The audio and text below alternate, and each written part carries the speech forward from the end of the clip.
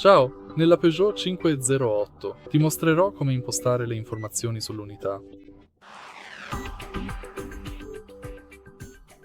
Per prima cosa diamo un'occhiata al centro dell'auto e premiamo il pulsante Drive sul pannello della radio.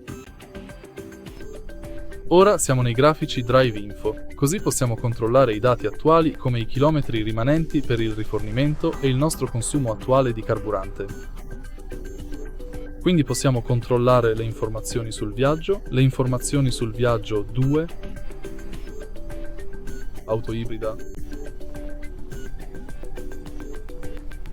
e utilizzo ibrido al 100%. Quindi fondamentalmente abbiamo molti grafici e informazioni sulla nostra guida e sull'auto.